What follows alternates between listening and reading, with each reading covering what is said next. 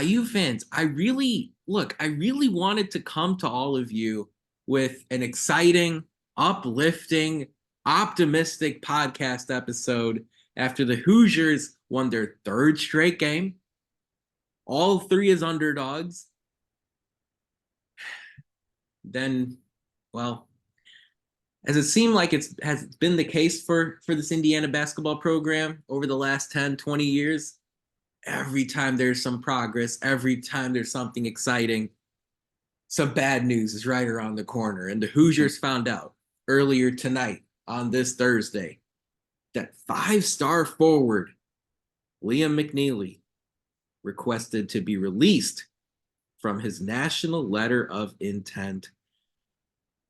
He's decommitted from your Indiana Hoosiers, and now IU has 2024 high school commits to join this roster next season.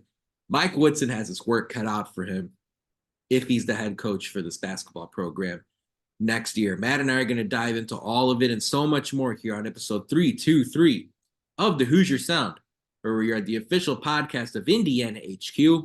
Our mission and goal is simple. We want to bring in-depth analysis and coverage for IU sports to as many fans as possible across a multitude of modern platforms. We're recording this edition of the Hoosier Sound on Thursday, March 7th, 2024, where I am your host, Nithin Krishnan. Here with me tonight is my normal co-host, Matt Lukens. Matt, March Madness is typically about basketball and brackets and the tournament. Right now, March Madness just describes Indiana's attitude right now, the fan base's attitude right now after some bad news. What are your immediate reactions to Liam McNeeley's decommitment from Indiana? Immediate reaction was a lot of anger, sadness, depression. Yeah. Um, a lot of stuff like that. And at the end of the day, um, I think I got talked down a little bit from Ant. We just did Yes, we a did. live space with Ant. And I do feel a little bit better after that because, what he said does make sense to me as a basketball knowledgeable person. But with that being said, still, I don't think it covers what I feel like was the general direction of this fan base, and the general direction that the program was taking, the bumps and lumps and crap we've had to take over the last couple years. Wasn't really diagnosed tonight, and it won't be, right? Like, it's nothing is going to fix this pain right now other than Indiana going out there and reaching a second weekend of a tournament, or somehow pulling a miracle this season and winning the Big Ten tournament, or insert good thing to happen that can't be taken away, right? Because right now, like, the way I'm looking at it is this: we had such a promising recruit, and somebody who just signifies uh, everything that's been wrong with this program for like the last couple years, decommit basically out of nowhere, right? Am I crazy in saying that? Indiana was not expecting this. India So was not expecting this. Yeah. they issued a press release about him yesterday winning a high school All-American award. Of course, the Hoosiers played yesterday, and then Mike Woodson's supposed to speak to the media tomorrow on Friday. I don't know if that's going to happen. Yeah, I'd honestly be surprised if that happened. Again, basically out of nowhere, right? Blindsiding the program, which is also just a terrible look that you don't even know if your own recruits are going to want to come back or not, right? Just the absolute.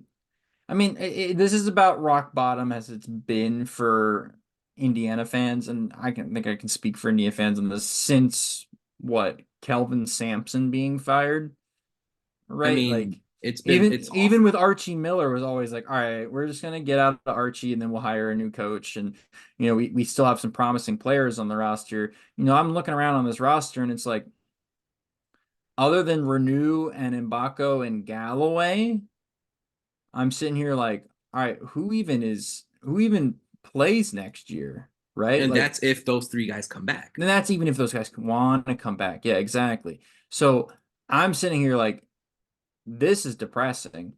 Ant talked about, how he didn't think McNeeley was going to fit. We'll get into that in a minute, but I will say it's okay to be angry today. It's okay to feel like this program is not taking steps in the right direction. Apparently, it's not okay to say if you feel like the program is becoming DePaul, but you know, Yeah. I might have been exaggerating a little bit, but it does kind of feel like this program is in a free fall right now, and it has been for how many years have we been doing this, Nithin? So But basically, like, since we started the podcast, it might be the podcast's fault, honestly. yeah, If we're being honest, sure. it might be the Well, Houston's you fault. say that, but like last year, we did see a team finish in the top four in the Big Ten, get a 4 seed in March Madness. Yeah, And that was on the heels of a season where they had a really strong February, March to get into the tournament for the first time since 2017. I was never expecting Indiana to be a top 25 team this year. But you and I, we can go back and look at our podcast from September, October. We were saying, hey, look, Indiana's goal this year is to make the tournament. Their underlying goal is to quiet the noise, have a couple of developmental pieces, speak about Ware and Mbako as success stories. And you can maybe do that last one. Everything else has been an absolute dumpster fire as far as IU basketball is concerned this year. And that's even in the light of them winning 3 straight games in a last ditch effort here as the calendar moved into March. yeah. I remember, like I understand that Indiana doesn't have to be a top 10, a top 20, a top 25 team every single season. Right. But my worst case scenario coming into this year was, last is being Michigan a year later. And that's Yeah. what you're seeing. You're seeing all the naysayers who criticized Scott Dolson's hire of Mike Woodson. You're seeing all those naysayers getting proven correct. The thoughts Yeah. as far as Mike Woodson, maybe he'll have 1 or 2 years of success, but what happens when he starts to bring in his own guys? How will Well, Mike Woodson he adapt to the hasn't brought college any game? of his own guys in the 2024 class because they're all gone, or the one There that we are had is gone. zero. This is a year 1 problem, not a Yeah. year 4 problem. And now Yeah. look, understandably speaking, like you're not putting all your eggs in an incoming freshman's basket, but anyone who has an understanding of how this basketball team worked this year knows that Liam McNeeley's skill set, his strengths, really would have elevated this team this upcoming season with him. Yeah. Not necessarily hogging the basketball. He was able to serve as a knockdown shooter. He was able to drive to the rim, create offense. He was able to make his free throws, help on the defensive side of the ball, clean the glass. And now he's off to greener grass somewhere else. Trilly Donovan makes you think it's Kansas. And again, well, if it's Kansas, at least it's not the Big Ten, so you'll take that. But as far as I'm concerned, this isn't as much a Liam McNeeley story as this is a Mike Woodson story, and it's an IU basketball story. Yeah, Right? IU basketball feels broken, and I don't think I'm really gonna feel like it's going to change or be different until portal season, if they can actually hit in the portal. But I mean, clearly they've shown that even you know if, even that's an if if. That's an Khalil, if. That's Khalil Ware, not a you hit in when. the portal with Khalil Ware. Yes, you did. You hit in the high school recruiting race, grabbing Mackenzie Mbako at the last second. Yeah. Where would Indiana's 100th rated, 90th, whatever, rated team in college basketball right now, even with Yeah. those two guys having decent seasons. You're a hair's breadth away from losing to Florida Gulf Coast, an Army, what was it, Kennesaw State or Morehead State, or even both of them? Yeah. All of them. I Yeah. think it might have been I think it might have been all of them. Yeah, it was. And this is a head coach who just yesterday got an assurance from the athletic department that he was coming back next season. This is about as bad as it can get for a program that isn't going through transition. Indiana's not changing conferences. Indiana's not changing coaches. No. And they're going into a year where, again, pretty much the only way it gets worse is if you're 3-17, like the Michigan Wolverines are, or they're going to be once they lose this weekend. So let's face it, like the number one thing, and Mike Woodson said it yesterday in his press conference, and he got a little bit testy. I don't know. He probably knew this news was coming down the pike to some degree. He said it yesterday. He cut off Jeff Rabjohn's question after the game against Minnesota, even though the Hoosiers won. And he said, I feel good in my skin about this job. I'm not answering questions about my job. Woodson's scheduled to speak to the media tomorrow. But bottom line is that Indiana has to, in the next 10 days, not only figure out how to win basketball games and keep this season going, but they have to come up with a vastly different transfer portal strategy and a vastly different roster building strategy than the one they've put together through the first 3 seasons. And you can say, well, hey, look, they made the NCAA tournament in year 1 and year 2. That's fine, but think about the process more than the result. Last year, it took Indiana until mid-January to figure out who they were as a basketball team. Yeah. They still lost twice to Penn State. They still got swept by Northwestern. Yeah. This year, they needed until March 1st, or the last game in February when they beat Wisconsin, the fire alarm getting pulled in the middle of the game, in order to figure out who they are as a basketball team. Indiana could hit in the portal again this year if they follow the same strategy as the last couple. But when are they going to actually figure out how good they are as a team? Are they going to figure out once they get into the end of February again? Because if so, you're going to be 16th out of 18 in the Big Ten and not even get a berth in the tournament, in the conference tournament. Next year, not everybody makes the Big Ten tournament. Do you want to have that stain on your resume too through year 4? I don't know what Mike Woodson wants his basketball team to look like. That's my biggest thing, Matt, because I remember hearing Woodson talk about NBA-style offense, 5 out. Then last week he goes out and tells Don Fisher he thinks he can still win in college basketball by playing inside out. If you ran the program, what would be your first step here now that you know that Liam McNeeley is no longer going to wear the cream and crimson next season? Oh, well, I mean, if I ran the program, Mike Woodson will not be returning as coach next year. Do you think Scott Dolson will change course? I don't think Scott Dolson is going to change course off of an 18-year-old making a decision. No, I think that was probably taken with a lot of other things in mind. And I would pray to God that that is the fact. Because, having not been too far removed from being 18, I remember my decision making when I'm 18, freshman year of college IU, and we'll just leave that there.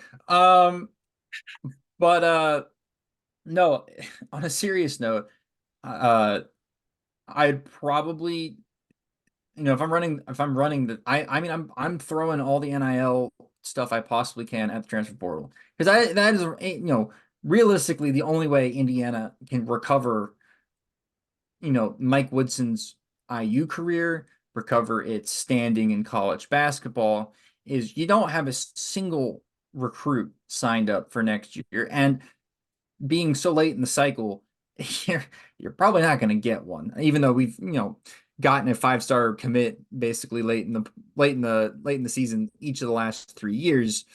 I still don't think they're going to be able to find Mackenzie Mbako in this class. It is very unlikely, and so again, they're going to need to go and hit big in the portal, which means they're going to need to sell people on playing time. They're going to need to sell people on the people that are coming back. They're going to need to retain the best players. You're going to need to keep them comfortable. And TBH, I didn't even get to say this in Ant's space, but I would probably look to move on from Adidas.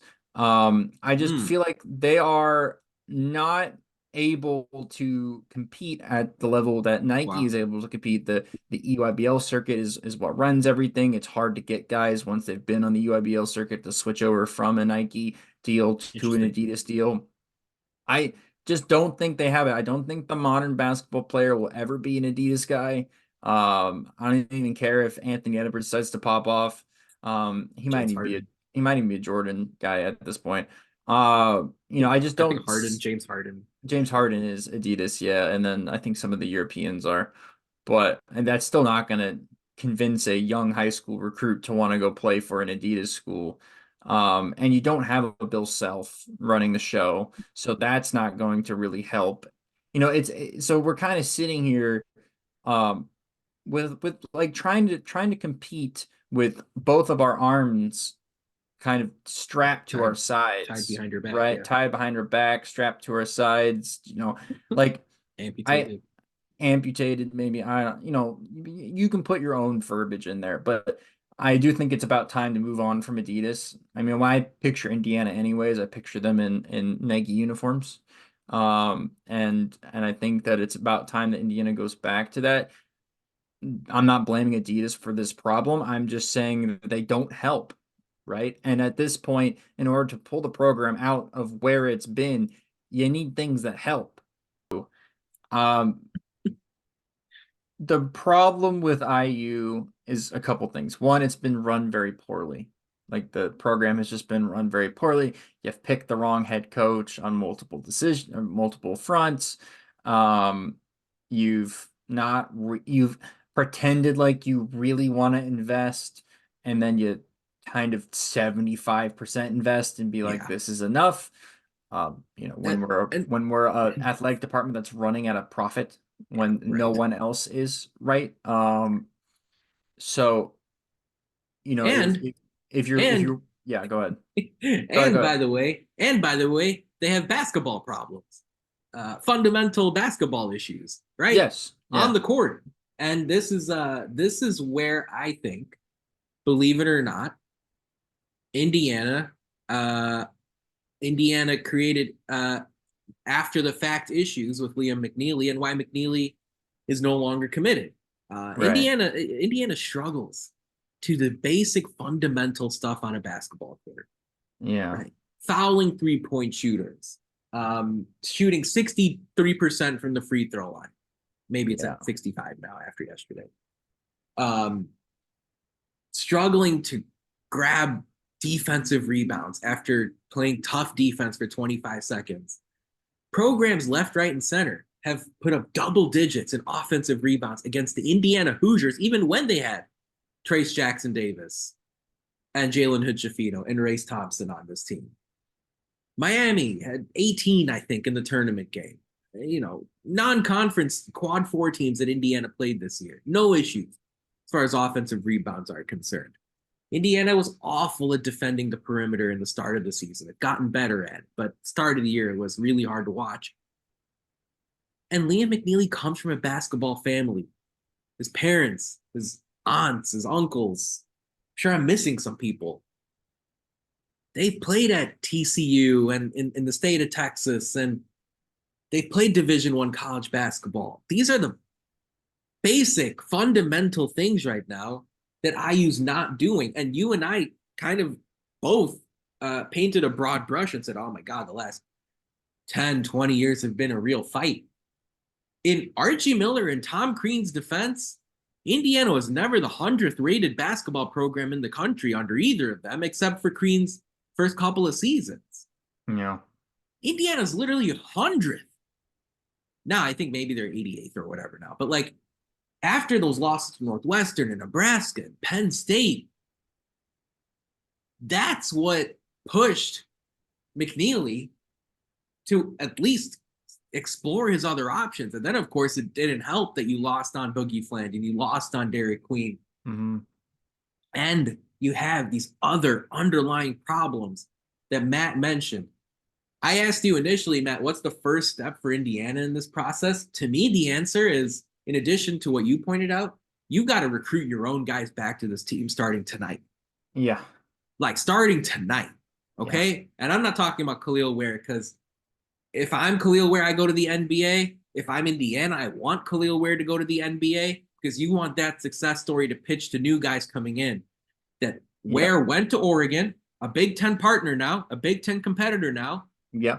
Terrible at Oregon, couldn't thrive under Dana Altman, came to Indiana, was awesome for one season, and moved on to the first round of the draft. Yep. Indiana should want Khalil Ware to leave ASAP after the season ends for the NBA draft, and Khalil Ware should want to go to the NBA because he has looked awesome, especially as of late. But when it comes to Trey Galloway and Malik Renew and Gabe Cupps and Anthony Leal and Ja'Kai Newton, you've got to immediately get them on the phone if you haven't yet and get assurances from them, at least some percentage level of confidence from them that they're going to come back to your team next year. Because I think you can salvage this if your lineup has a core of Galloway, Renew, Cupps, and then you put on a full court press to try to get Mackenzie Mbako back next season. Because he's got three options. He could go to the league, he could return, or he could transfer. Right? I think all three options are on the table for Mackenzie Mbako. So if you can bring back Mbako along with having Cupps, Renew, and Galloway with guys like Leal and Newton and Sparks and maybe Banks and maybe Gunn coming off the bench, I think you've got a little bit of something to work with to go into portal season. But there's nothing right now that you can do until that takes place. So, as far as step one, I think that's what the Hoosiers have to do. Matt and I, in a moment, will go into a little bit of a silver lining as far as this decision is concerned and talk further about Liam McNeeley's decision to decommit from Indiana more in just a second. But first, it's time for Who Won the Week this past week in IU Sports. And hey, we're going to give a shout out to Indiana swimming and diving team. They continue to do awesome things as far as their program is concerned. The women's team were Big Ten champs after tripping up Ohio State in the last minute, thanks to Bloomington's very own Christina Pagel. And then the men's team did an awesome job continuing their dominance as far as swimming and diving were concerned, winning the Big Ten title as well. IU baseball and softball continue to do good things. The baseball team took a bit of a lump last weekend against teams like Alabama and Arizona, although they did get a top 25 win against Dallas Baptist. Softball program continues to keep pushing in the right direction as they try to get back into the NCAA tournament. Lots happening. Trace Jackson Davis had an outstanding game against Golden State, against Milwaukee, in a national TV game that took place last night.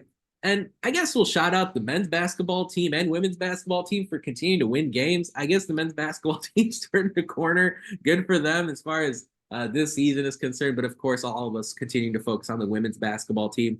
Mackenzie Holmes breaks the school scoring record. The Hoosiers finished the regular season strong. All indications are that they're going to host in the NCAA tournament. But of course, Mackenzie Holmes, Lily Meister did pick up injuries in the last game there as the Hoosiers knocked off Maryland. So looking forward to seeing what the Hoosiers do in Minneapolis as far as the Big Ten tournament on the women's side this weekend. And then, of course, the men's team will do their thing next week in Minnesota.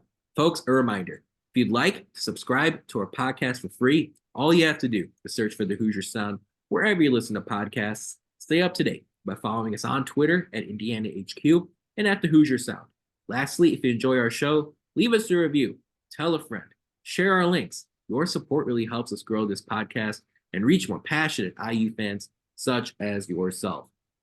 Matt, the one thing I will say is that it's better Liam McNeeley communicated this today instead of March 18th when the portal window opens. That's one silver lining that I'm looking at as far as this one is concerned, given that the Hoosiers now do have over a week to think about their portal strategy. Is there anything else you can think of that you can spin positively as it relates to Liam McNeeley changing his mind about the Indiana Hoosiers men's basketball program?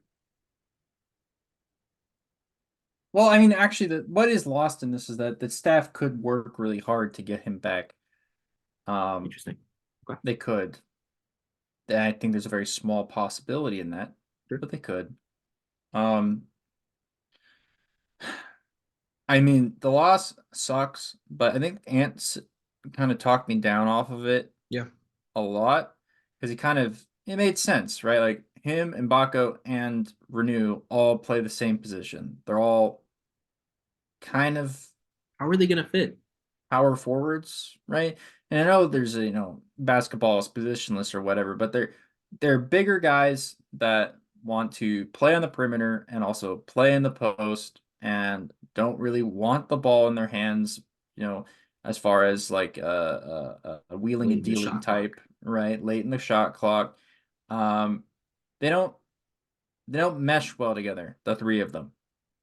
So if Mbako's going to come back next year and Renew's going to come back next year, then there really isn't a spot for McNeeley, even though he kind of does what Indiana fans want a wing to do. So while that sucks, it also doesn't make sense why McNeeley would have even chosen to come to IU in the first place, unless he thought Mbako was going to be a one and done, and then he was going to take Mhm. Mbako's spot, which I think makes a lot more sense. But even still, Renew is still going to be on the roster, Right. right? Yeah. So, I hope so. or yeah, you're praised to hope so. Yeah. So, I, I, you know, I'm trying to talk myself down off of the program is ending. We're becoming DePaul. Um, it's hard to do that, right? When this is obviously an emotional thing. And it's, coupled with a year that feels like it's straight out of hell, but there is a chance that the Hoosiers are a top, what, 7 5. seed, Indiana can 5. get a 5. I have to check if Wisconsin's win tonight changed anything. I But don't know. I don't know if I think it did because I don't think Indiana can get to 11 wins, can okay, they? so 6. No, they cannot. You're right. So Yeah. 6. Yeah. Yeah. So they can get to 6 And 10 and 10. and 10 and 10 in the conference, which I thought is what they would 18, do. 18 and And you 13. know what's really sucks about this team? What really sucks is that 3 point loss to Kansas at home. Mm-hmm. It might have been more than that, but Indiana was the better team that night It was until a the better last team. That loss, if until the last 4 Indiana minutes. pulls that out early on in the season, they may well be on. They would not only just be on the bubble, but they might actually just be in the tournament at this point. Yeah, Um, or you take care of the low hanging fruit, which is you win one of those games against Penn State, you win one of those games against Nebraska, yeah, this team Northwestern is at as home. you brought up earlier the non-conference games that were close. This team is also was very close to being in the tournament. And they obviously still can. They can go out and win the Big Ten tournament, or I could actually see a world where this team, Almost beat Illinois at their place. yeah, I could see a world in which this team sneaks into bubble projections, right? By making a run to the final of the Big Ten tournament, where Yeah, they pull off, right. they win against home against Michigan State. That'll be good for the metrics. Then you pull off what, 3 wins Yeah, in a row, yeah. and so that'll be Thursday, you Friday, win Saturday. 6 straight games going into March. I can see them probably getting a little bit of buzz from some people that want to, get the IU clicks in Sure. to their bracketology matrices. Um, but I still think it's a hill too far to climb. And so the staff's probably, mostly focused on this year, but usually in this time of March, they'd be completely focused on this year. No, I would you say can't do that now. they're probably 75% focused on this year and 25% focused on getting ready for portal season. Because again, you don't got any the cupboard is as bare as Purdue's, trophy case at this point. There is nothing in there, dog. Illinois trophy case, yeah. That's Um, yeah, that's a fair point. And I think it honestly needs to be 25-75 at this point, right? And that to me is a silver lining I'm looking at, where it's like if this means you completely lock into scouting potential portal prospects and figuring out exactly what you need, the type of prototype that you need to come into Indiana and help your team win basketball games and get back into the top 25 and get back into quad one status, even when you lose, when teams lose to you at their place, like that's what you have to do. And for me, as a silver lining standpoint, if between now and next week Mike Woodson goes scorched earth on his assistant coaches, like I'm all good with that, right? Like I think Mike Woodson has to figure out exactly how much he wants to win at Indiana between now and March 18th when the portal opens. Because once this season comes to an end, whenever that is, you're back. That's fine. And we'll see if Scott Dolson changes course. I doubt it, but we'll see. Mike Woodson has to go scorched earth on his assistants like Tom Allen did to some degree. The difference is Tom Allen was buddies with his guy, so it took forever. But how many people did Tom Allen throw under the bus before he was ultimately fired? Nick Sheridan, gone. Darren Hiller, gone. Walt Bell, gone. He would have fired Casey Teagarden or Brandon Shelby too if Indiana didn't have some successes in those departments. When your rear end is on the line, you've got to prove to people. And again, this is your roots, man. This is Indiana. This is where you became a highly regarded basketball player for the late Coach Knight. How much do you want to freaking win here? And if the answer is you want to bring a Big Ten title and a Elite Eight and a Final Four and a national title game back to Indiana, you cannot retain all three assistants on this staff, and you have to go all out. I don't care how much physical pain you're in. I don't care how much emotional pain you're in. You've got to go all out and bring a locked and loaded roster ready to go. In this day and age in college basketball, you can go from out of the tournament to a Final Four team, man. You really can. Yeah. Wisconsin missed the tournament last year, and I know they've come across some struggles recently, but that's a team that was in the top 10 earlier this season. Nebraska missed the tournament last year. They reinvented who they were as a basketball team, and now they're locked and loaded as far as this thing is concerned. Iowa State, I think, went winless in Big 12 play a couple of years ago. And now they're a top 10 basketball team. Mm-hmm. South Carolina, I think they were picked last in the SEC in the preseason. They got a number 17 next to their name, and they were a home game against Tennessee away from winning the conference title. Don't sit here and tell me that you need a couple of years to figure this out. Don't sit here and tell me this is a long-term project. You're going into year 4. You've got to have a clear idea of who you want and what you want in a basketball program, and that starts tonight. And that could be, figuring out guys who maybe aren't 5 stars. I don't know. Maybe they are, maybe they aren't. You need talented players to win, but they have to fit what you want as far as a basketball program is concerned. There are a lot of guys you can pick from, right? There are a lot of guys you can pick from. Indiana, if they, if they want to guard, right? You've seen guys in all walks of life, right? You've got somebody like Wade Taylor at Texas A&M. We'll see if Buzz Williams keeps his job. Tucker DeVries at Drake if you want a mid-major option. You can go Tamar Bates or Christian Lander if you want to bring a Hoosier back home.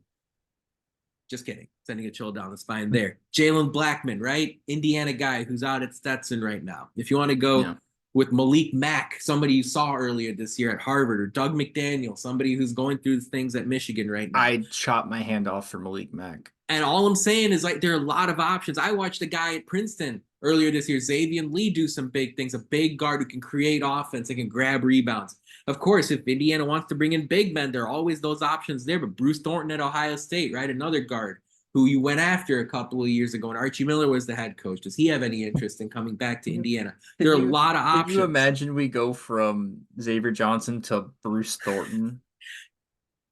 But this is a major issue, right? Mike Woodson hitched his wagon to Xavier Johnson for 3 years. And the one blip where Johnson wasn't running this offense, Indiana ran the Big Ten. Yep, we died of dysentery with on the Oregon Trail with Xavier Johnson. Look, I don't know what it looks like in a perfect world for this Hoosier team, but you've got to start doing the work now. It starts with bringing back your own guys, and then of course, it goes to the matter of, hey, who do you want in the portal? How can you figure this out? If Indiana can get production, elite level production from upperclassmen, Liam McNeeley decommitting may end up working out for the best. It's time for our social media shout out. And folks, you can find us on Twitter at Indiana HQ, as well as at the Hoosier Sound. Follow us if you have not already on Instagram, Matt. We're not Indiana HQ, but what are we? Indiana.HQ. You can find us there. Follow us if you have. We're close to 10,000 followers on Twitter. Can't wait for what senior day looks like at Assembly Hall on Sunday evening. The Hoosiers could get to 10 in Big Ten play. Indiana could get to an 18-13 record. And again, if this is a down year for Indiana, well, could be worse, right? It could be worse. Matt, a lot of folks right now are pointing their finger at a bunch of different things. But earlier tonight on Indiana HQ over on Twitter, I asked the question to the masses, what do you blame most for Liam McNeeley's decommitment? And the options were Mike Woodson's recruiting efforts leading this Indiana program, Mike Woodson's playing style, perhaps archaic, outdated, or a fan base that is very active as it relates to attending games and voicing their displeasure, getting active on social media. Which one of those three do you think is most responsible for McNeeley moving on, or do you think it's something completely different than all three of those things? I think it's a combination of Mike Woodson's playing style, because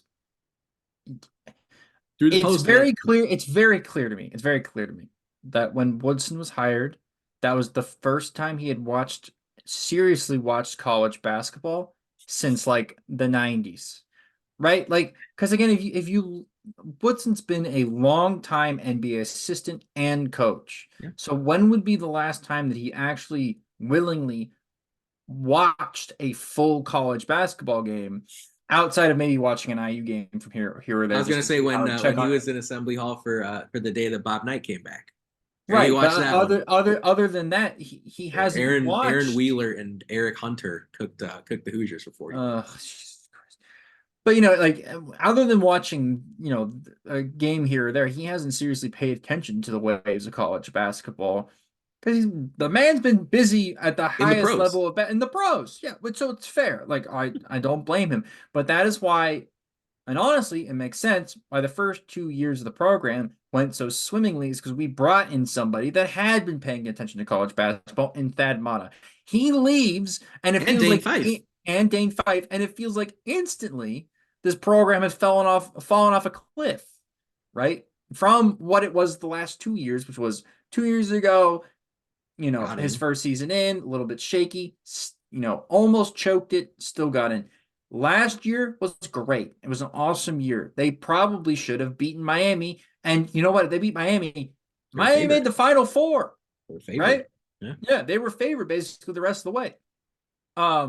They went and got absolutely curb stomped by Miami by a really good group of guards. Can you imagine that? Bad match. Can you imagine that? And then he goes back out last week and goes, I still think I can win from the interior and playing inside out. It's like, no, because I feel like there's a little bit of confirmation bias for him, because he goes and looks at Purdue and Zach Edey and goes, well, if Zach Edey can do it. And then the last 2 years you've had Trace Jackson-Davis, who last year was a pro playing in college. Yeah. It's confirmation bias at the highest level. And then also last year, Sanogo kind of helps UConn win a national championship. San Diego State as well. But they weren't. The thing about both those teams, they had tough guards that were able to make outside shots. And upperclassmen. This team doesn't have tough guards that can make outside shots. And while they do have upperclassmen, they have the fifth oldest player in college basketball in Xavier Johnson. He's not that guy. And then you have Trey Galloway, who's a senior, who's really good and would be an amazing fourth option on a team. But he's the third on this team, right? And you need somebody else to help him out with that load. Yeah, you're trusting underclassmen guards and Gunn and Banks to come in and possibly fill in. You're trying to play Anthony Leal a little bit, who, for all his work, intents and purposes, has played his butt off. But like Anthony Leal, I'm glad you mentioned him, because he should have always gotten at least 15 minutes. He should have been playing. At least, I'm not saying 35, okay? He should have always gotten at least 15 minutes per game. Yeah. Just look at what he does on the court. But you know why he did it? It's because he didn't have 5 stars next to his name or 4 stars next to his name. It didn't matter that he won Mr. Basketball in the state of Indiana. And again, the last 2 years you were winning games and making the tournament. And you had older players like Parker Stewart and Miller Kopp and that's in addition to the superstars that you had on your team. You had Race Thompson as well, the older guy. But now those guys all moving on, like Anthony Leal getting 15 minutes could have helped stop a lot of the bleeding earlier this year. He's right underneath your nose. He's a Bloomington guy. He's in the locker room. He's working out every day. All the players talk about him as far as someone who is doing everything he needs to do behind the scenes. And you cold shouldered him until what, January? Yeah. I mean, I'm not expecting, and you sit here and you go, come on, Anthony Leal, 15 minutes. It's not about Anthony Leal. It's about the decision making. It's about the process. We'll never get the full visibility to what goes on behind the scenes at Indiana. I don't care if you listen to Assembly Call or Hoosier Hysterics or whoever else, Zach Osman. Like, I don't care. You'll never get the full story of what's going on behind the scenes. But when the players sit here and tell you every game that Anthony Leal plays well, man, he's doing the hard work behind the scenes. He's shooting shots after practice is done. He's talking basketball when we're going to and from class. Like, that's a guy that should be getting 15 minutes. Instead, like, the senior guards you're trying to rely on either can't stay healthy, and Xavier Johnson has dealt with a lot of bad luck from an injury standpoint. But even when they play, they're committing careless turnovers, and they're struggling to make free throws, and they're having a tough time with defending the perimeter and grabbing rebounds. Meanwhile, I go to KenPom and I see that 5 of the top 6 players in the Big Ten are all seniors, exception of Braden Smith. Yeah. Yeah. So if this helps Indiana target, identify, and land older players that can help them win games starting in November, it might all be okay. But as you pointed out, Matt, like, if the playing style isn't going to help with those type of things, the Hoosiers are in big trouble. And I'm going to say one thing here as it relates to the potential primary reason for McNeeley decommitting. It is not the fan base. And I don't care what people want to shove down your throat. It is not the fan base. That is the issue. Thing I've ever heard. It is not the issue. If anything, the fan base is one of the main reasons Liam McNeeley came to Indiana in the first place. You can go find quotes of his when he chose to play for Indiana. It's the atmosphere, it's the environment. He comes and visits Bloomington. The most surefire move in college basketball recruiting is bringing a player to visit Indiana University. Yeah. This program, from a results standpoint, has stunk for the last 10 years. And you go out and you're still able to get Eric Gordon and Noah Vonleh and Cody Zeller and Jalen Hood-Schifino and Trace Jackson Davis and more recently Ware and Mbako. I'm missing like 8 guys in there. Langford, you're missing Yogi Ferrell. You're missing a lot of guys. Yeah, but still. The most surefire move in college basketball is to bring prospects to Bloomington. And Mike Woodson's doing that Sunday too. There are 3 or 4 high-level guys coming to Bloomington to watch Indiana play Michigan State. That is the most surefire thing. If anyone wants to sit here and say, and I don't care, like, I understand some recruits, like, oh, they might bristle at it here and there, but when you're a basketball player, even if you're a role player, you want attention. You want to thrive. You want to succeed and have people appreciate your success. When Indiana plays well and they play hard, there's no fan base that gets behind its players more than Indiana's does. There isn't a single one. So for people to say, "Oh, it's toxic and this and that," if I'm a high level player and go listen to what basketball players talk about, whether it's Charles Barkley, whether it's the guys on ESPN, whether it's the guys on whatever outlet you listen to, if you play like crap, and it could be Dockich, it could be whoever. When you play like crap, you bet your ass you're going to get booed off the court. That's how you want it. You don't want to play like crap and have nobody react or respond. So for people to throw out the possibility that, oh, the fan base is the reason. No, the fan base is the only thing Indiana has going for it right now. Yeah. Fan base is the reason why we have the NIL. I was at Madison Square Garden, Matt. Indiana had a louder fan base there than UConn does. And yeah, UConn's right up the road. Madison Square Garden is as much a home for UConn as XL Energy Center is for them. Yeah, and back in stores, Connecticut. Yeah. So don't tell me that Indiana's fan base packed the house in Vegas They packed the house in Atlanta, where Auburn's right next door. They packed it in Madison Square Garden. I was there in Albany, freaking New York, where, by the way, the women's team might be playing if things go well. Somehow they decided Albany and Portland were NCAA tournament sites for the Sweet 16 for the women's tournament. I'm not going to get into that. But Albany, Portland, they're going to be Hoosier fans, you know it, in Minneapolis coming up. I was in Madison. Indiana fans were louder than Wisconsin fans in that building, and Indiana was down double digits the whole game. IU fans travel. IU fans are active on social media. IU fans get behind their team when they play well and when they play hard, and they're going to tell you what they think if you don't do that.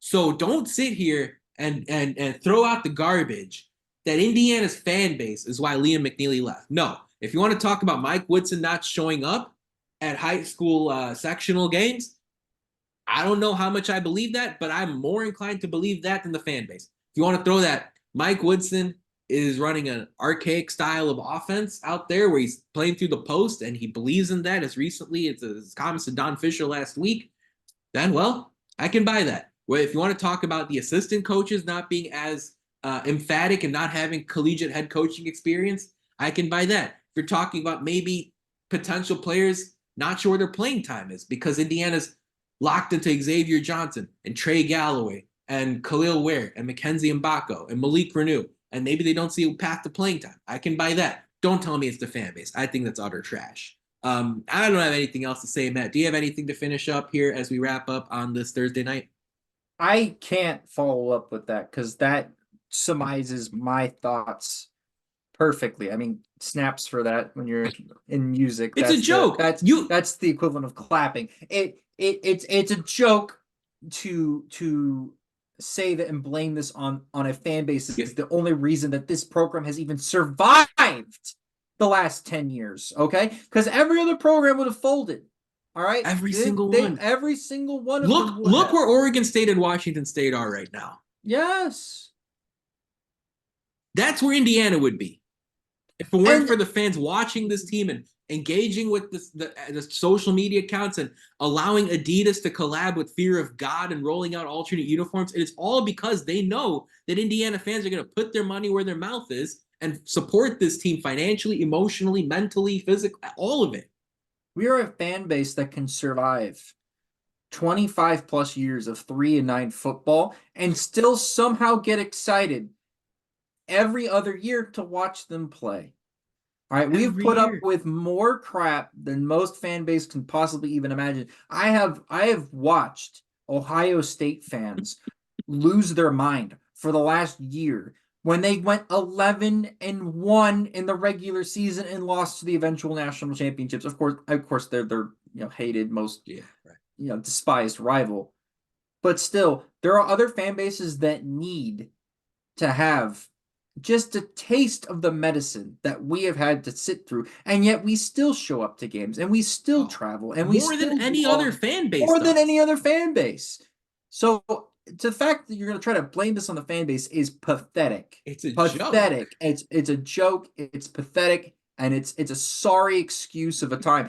If you want to blame a certain subsection of the fan base for being annoying, I am okay with that. But they're not even close to 5% of the reason why this is a thing. And in fact, they are a afterthought at best. And if you're a college athlete, they are savvy enough to go on Twitter and block these people if that they don't like what they say. Okay. And a lot of them find it really funny. TBH. Like I find comments funny when people think that I'm high or that I'm some sort of pseudo content creator, which I'm not. I find that stuff funny. That stuff is funny to me. Right. And the athletes find it this, same way. Of course, I get it in 60,000 times more than I do. But I just want to say it's not you guys, the fans. And if somebody is trying to convince you that it is your guys' fault, your credibility should be instantly revoked. That's it. Couldn't say it any better. Folks, that about wraps it up for our 323rd show of the Hoosier Sound. Thank you so much for joining us. Really appreciate your support. To hear more fantastic episodes like the one you heard today, be sure to follow us at Indiana HQ as well as at the Hoosier Sound to make sure you don't miss any in the future. You can also go to our website, indianahq.com, to find it all in one place. But as always, thank you for listening, Hoosier Nation. We'll see you next time. Peace and love. Go Hoosiers.